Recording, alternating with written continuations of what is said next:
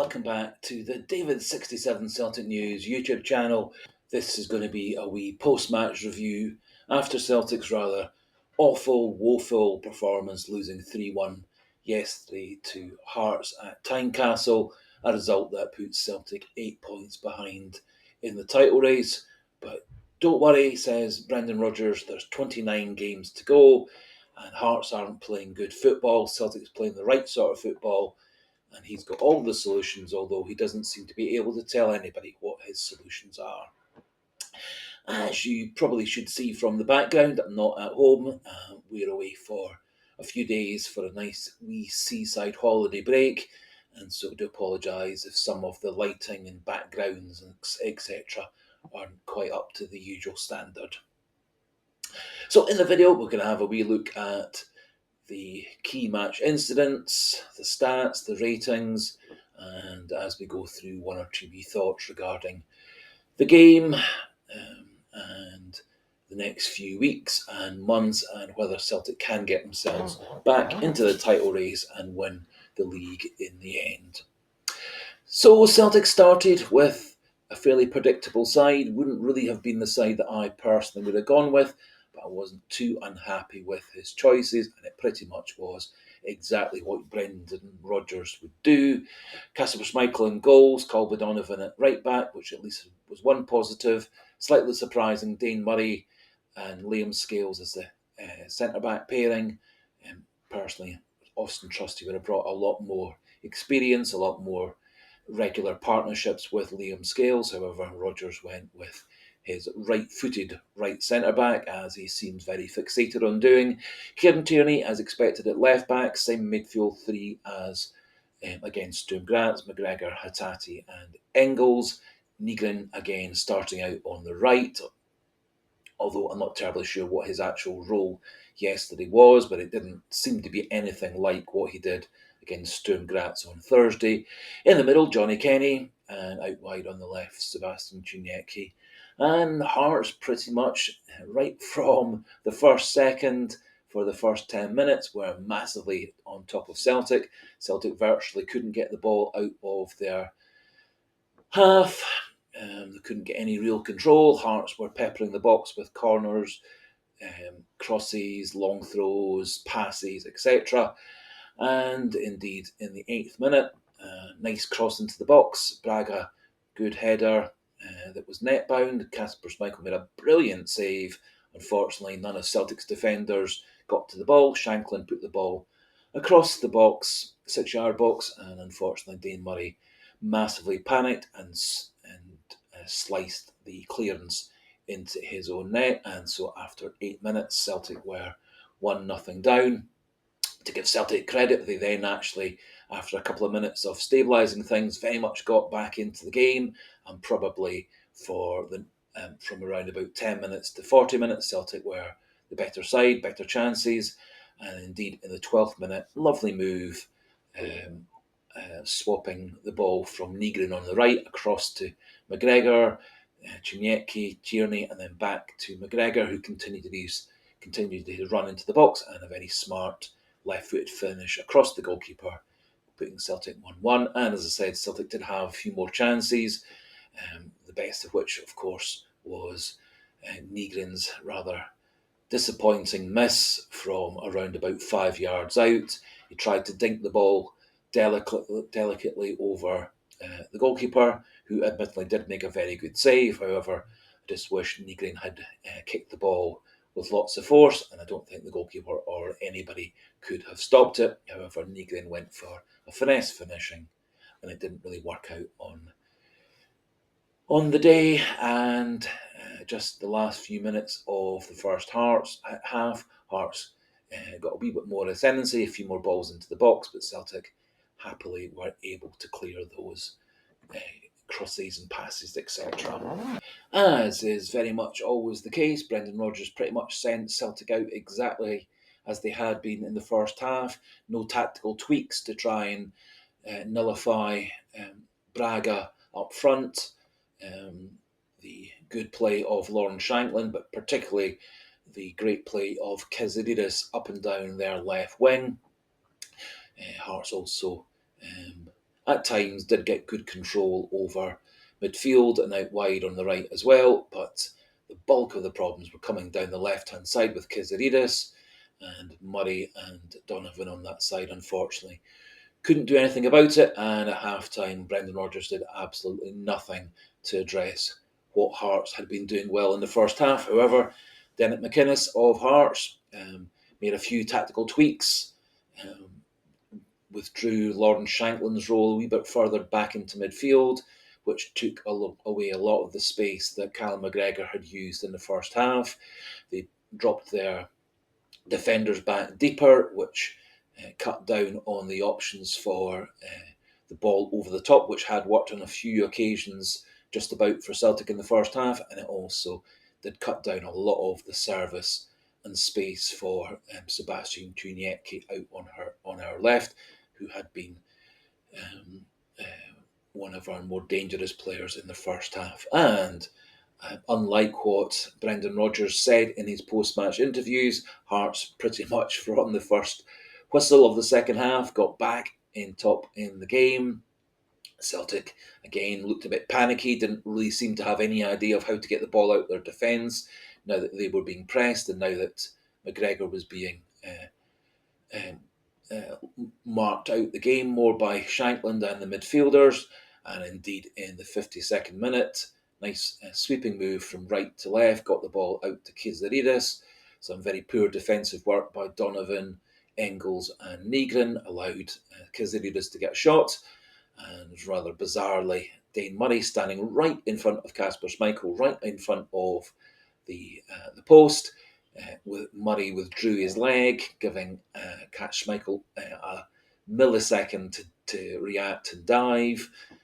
Quite why Murray withdrew his leg, because if he'd left his leg in the same place, it would almost certainly have deflected away for a corner, and at least that chance would have gone. However, Murray, maybe scared about scoring another own goal, got his leg out the way, and the ball clipped just inside the post, and Hearts were 2-1 up after 52 minutes. And a couple of minutes later, Dane Murray rather naively and inexperiencedly kind of left his foot there for Braga, the Hearts striker, to fall over.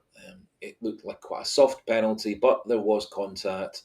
Whether it's enough to make a grown man fall over, I don't know. Braga looked like he certainly made a meal of the penalty. However, it was given by the referee and it was never going to get overturned by VAR. And as he often does, Lawrence Shankland made a good penalty kick, giving Kasper Schmeichel only a small chance of saving it.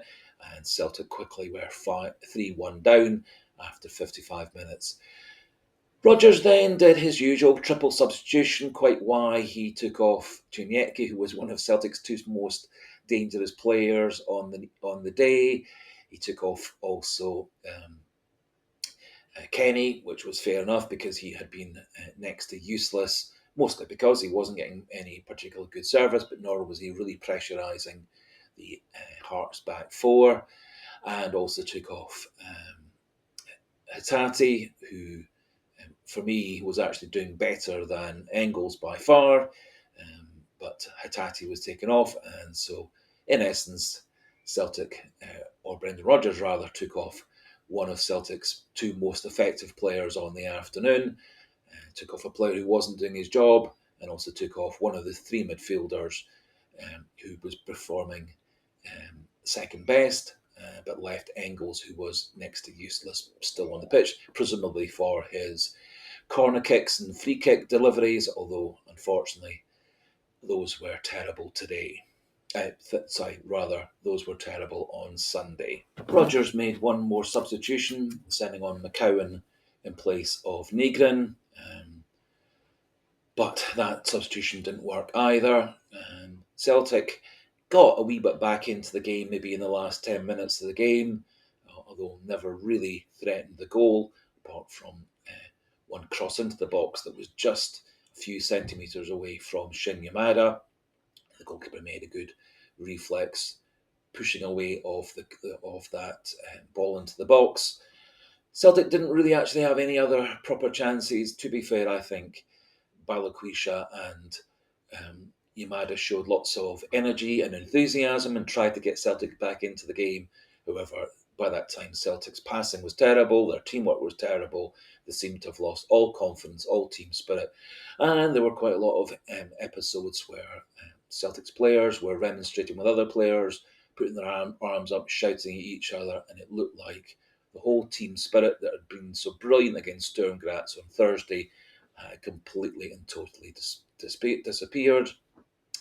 And Celtic ended up losing the game 3-1. In his post-match interviews, everybody else was to blame. Brendan Rodgers reports he's doing all the right things, the players are letting him down, transfer policy, etc.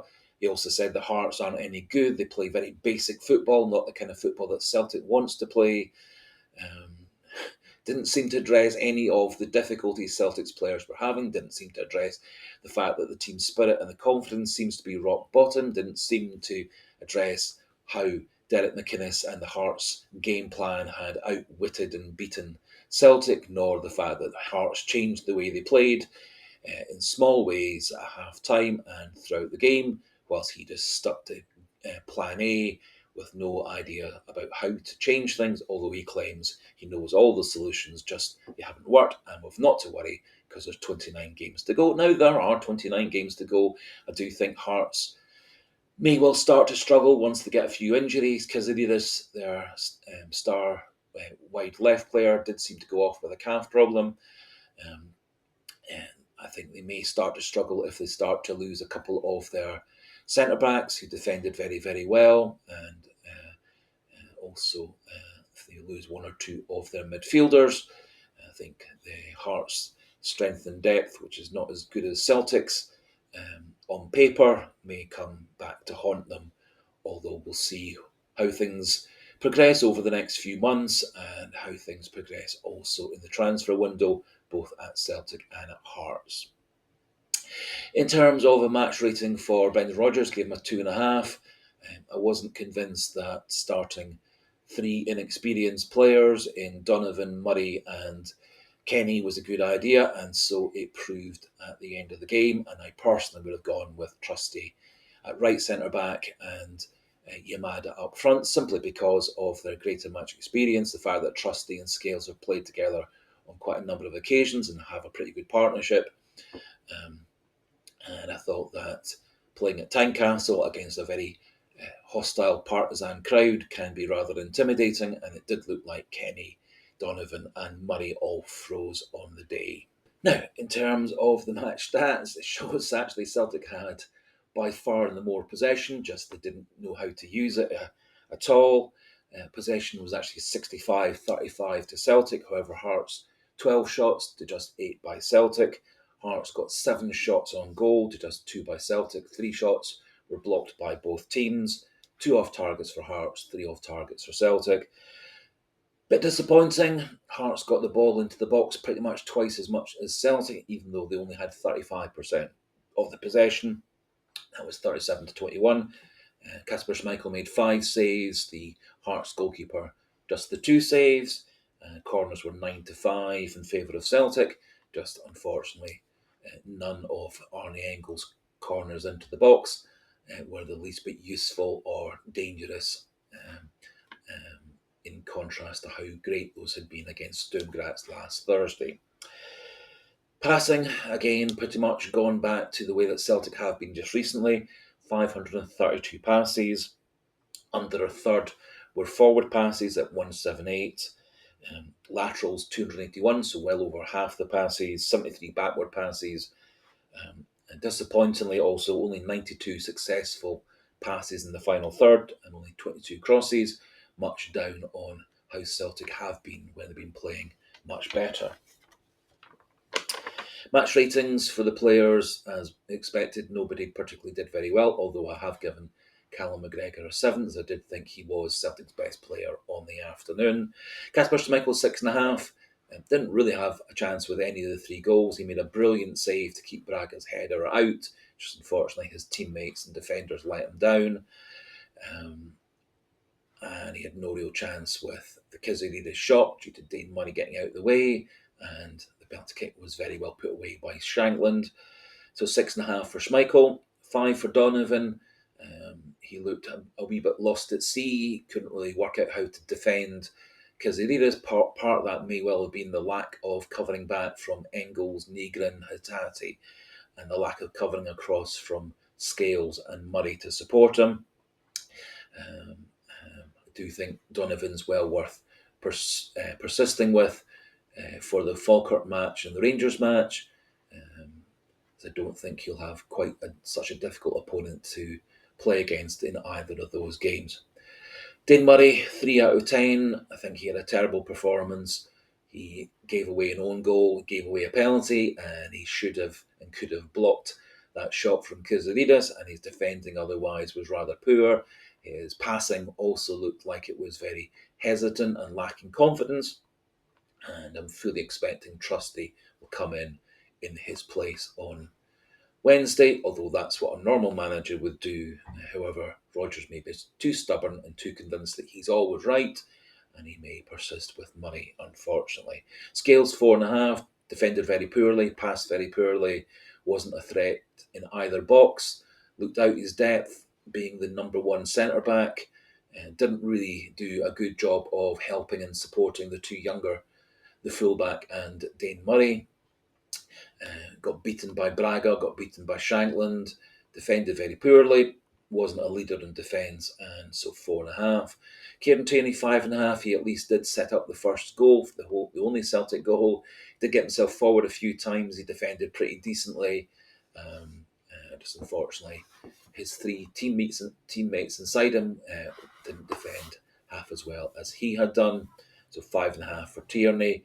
Callum McGregor's, I gave him a 7, scored a goal, set up a couple of good chances for Celtic, looked much more busy, much more of a leader, certainly in the first half, seemed to kind of disappear in the second half,